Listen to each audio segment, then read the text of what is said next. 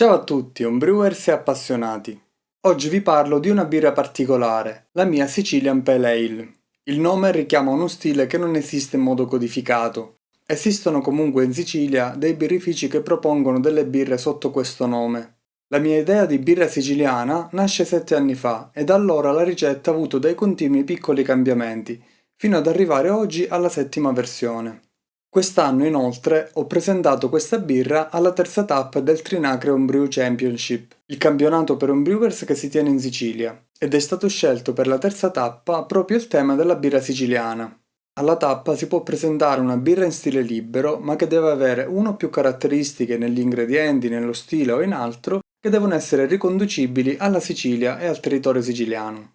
Questo evento inoltre nasce come iniziativa per raccogliere delle idee per creare uno stile identificativo di birra artigianale siciliana che in futuro potrebbe anche essere riconosciuto fuori.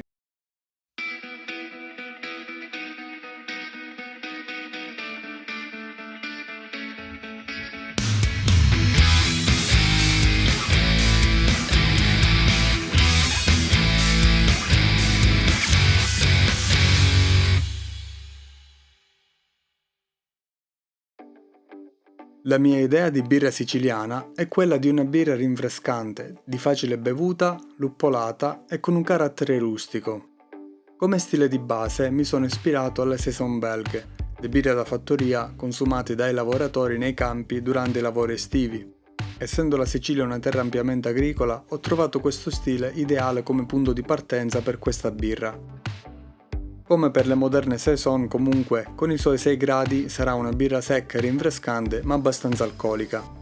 Come grist ho utilizzato 88% di malto pilsner come malto base e come malto speciale 12% di malto aromatic, che è un malto caramello chiaro di origine belga. Con questi grani dovrei raggiungere un colore di 11 ABC, quindi un colore ambrato chiaro. Ho eseguito un ammostamento con 20 litri di acqua trattata con solfato di calcio per enfatizzare la componente luppolata. Ho aggiunto lentamente i grani all'acqua e ho risciacquato bene le farine. Ho previsto 2 step di saccarificazione. Una a 64 gradi per 40 minuti, dove lavoreranno prevalentemente le beta-amilasi, e uno di 20 minuti a 72 gradi per le alfa-amilasi. Ho prelevato un campione e con una piccola aggiunta di acido fosforico ho raggiunto il valore di 5.3.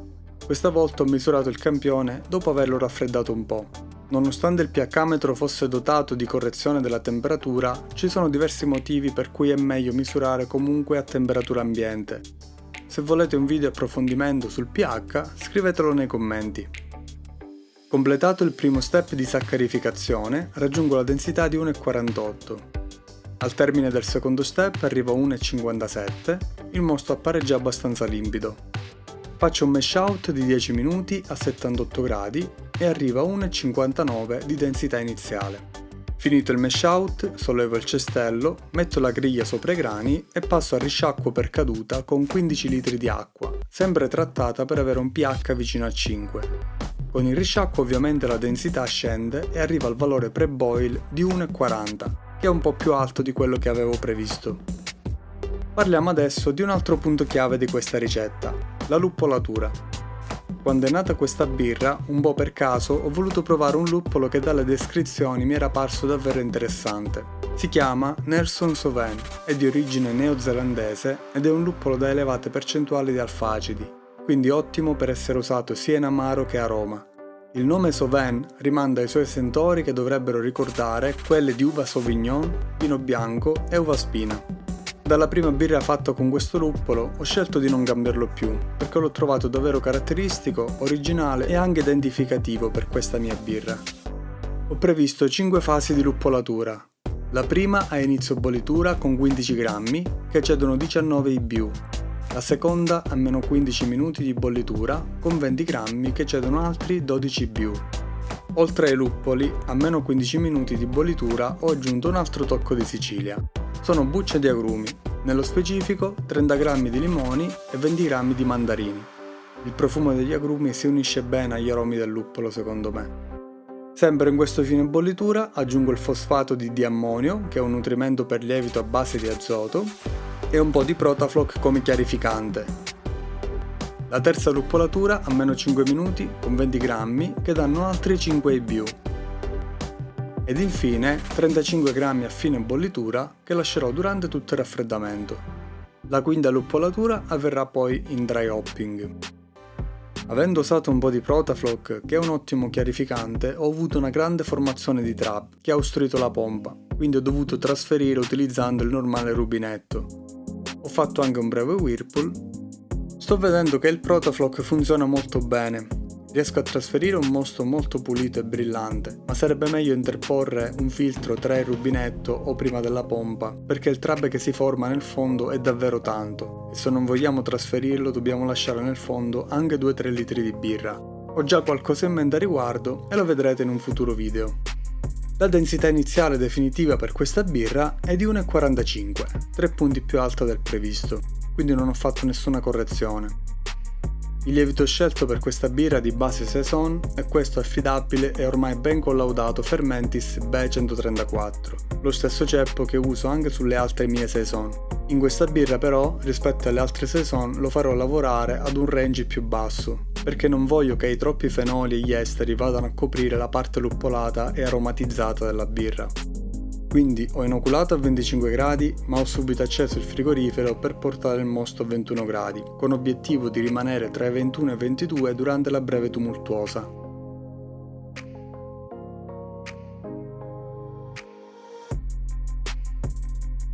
Al quarto giorno ho fatto il dry hopping con 60 grammi di luppolo e ho iniziato il rialzo di 1 grado al giorno fino ai 24 gradi. Al nono giorno ho misurato la densità finale raggiunta di 1.005. Ho lasciato il fermentatore a questa temperatura per altri 2 giorni e poi ho fatto un breve cold crush di 3 giorni. Il giorno dell'imbottigliamento ho misurato una densità finale ancora più bassa di 1.001.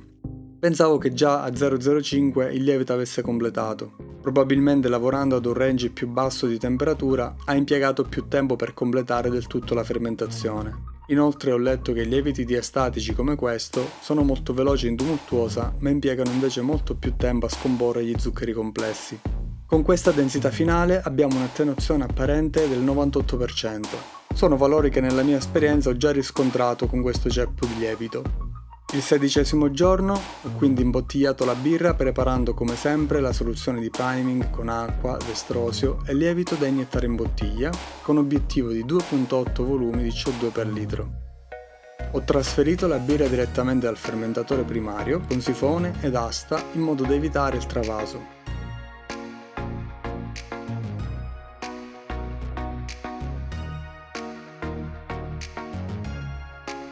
Una volta riempite le bottiglie e tappate, le ho lasciate una settimana a temperatura ambiente, che già in questi giorni raggiunge in garage i 28 gradi. Essendo una Saison non mi preoccupa questa temperatura. Certamente una birra che è anche molto luppolata andrebbe poi conservata bene al fresco. A 3 settimane ho aperto la prima bottiglia.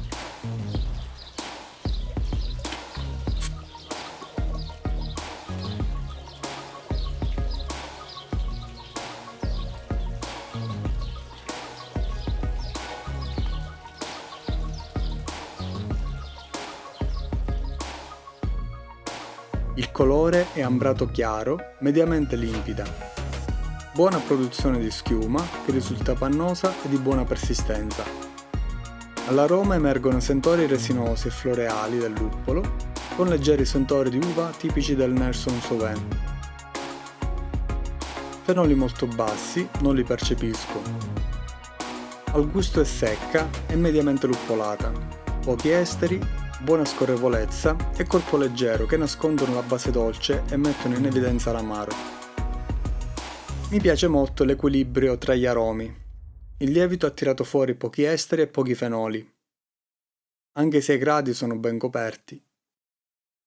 Un po' di tannini però sul finale, non del tutto spiacevoli, ma rimane un po' di sapore vegetale. La birra fin qui è venuta abbastanza bene, mi sembra già nel suo punto ottimale. Sono riuscito a far lavorare il lievito come volevo, cioè ad avere una birra secca e scorrevole, ma senza troppi esteri e fenoli che potrebbero coprire la parte luppolata, che invece è quella che voglio mettere in evidenza. Forse la base maltata risulta un po' carente. Nonostante il 12% di malto aromatic, il lievito saison ha digerito tutti gli zuccheri complessi e ha lasciato veramente poco come base dolce. Ma anche questo equilibrio che propende più sulla parte amara non mi dispiace. Il profilo del luppolo non mi ha dato sorprese, sono capitate annate in cui ho avuto dei risultati sotto le aspettative. Questa volta il luppolo mi sembra in buona forma. Si può ancora migliorare qualcosa, secondo me comunque è già una birra ben riuscita nel suo intento. Che ve ne pare di questa birra? In particolare dell'idea di fare una birra in stile saison con una luppolatura di questo tipo? Fatemi sapere le vostre impressioni e se ci sono eventuali dubbi scriveteli sotto nei commenti. Se volete supportarmi lasciate anche un like e se non l'avete ancora fatto iscrivetevi al canale. È un piccolo gesto ma per me è di grande aiuto per continuare con i prossimi contenuti. E ci vediamo al prossimo video.